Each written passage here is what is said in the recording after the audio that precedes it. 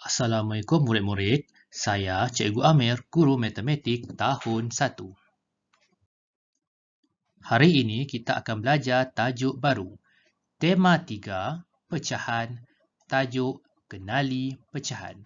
Buku teks jilid 2, muka surat 1 hingga 10. Buku aktiviti jilid 2, muka surat 1 hingga 10.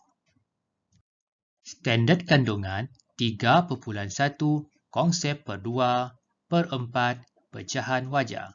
Standard pembelajaran 3.1.1, mengenal pasti 1/2, 1/4, 2/4 dan 3/4.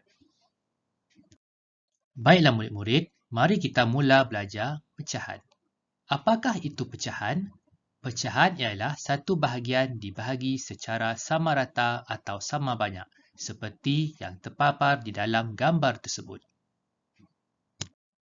Jom kita kenali pecahan murid-murid. Pecahan pertama ialah pecahan 1/2. Pecahan 1/2 ini ialah satu bahagian dipotong secara sama rata menjadi dua bahagian. 1/2 juga dikenali sebagai separuh atau setengah. Contoh pertama daripada buku aktiviti muka surat 3. Pecahan ini dikenali sebagai pecahan 1/2 kerana terdapat dua bahagian. Bahagian pertama dan juga bahagian yang kedua.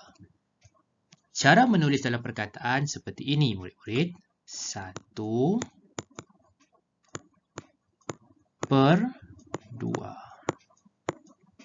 Manakala ayat matematiknya pula ditulis sebagai 1/2.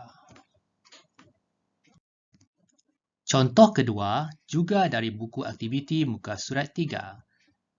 Ini merupakan pecahan 1/2 kerana terdapat dua bahagian yang telah dipecah secara sama rata daripada satu bahagian.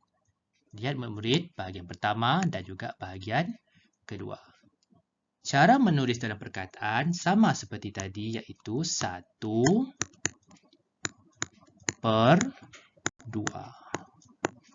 Manakala ayat matematiknya ialah kita ambil daripada atas 1/2. Contoh seterusnya daripada buku aktiviti muka surat 2. Mari kita baca arahannya bersama-sama. Tandakan betul gambar yang menunjukkan setengah. Murid-murid, jika kamu menjumpai perkataan setengah atau separuh, ini merujuk kepada pecahan 1/2. Ingat murid-murid, pecahan 1/2 ialah pecahan yang dipecahkan ataupun dibahagikan secara sama rata.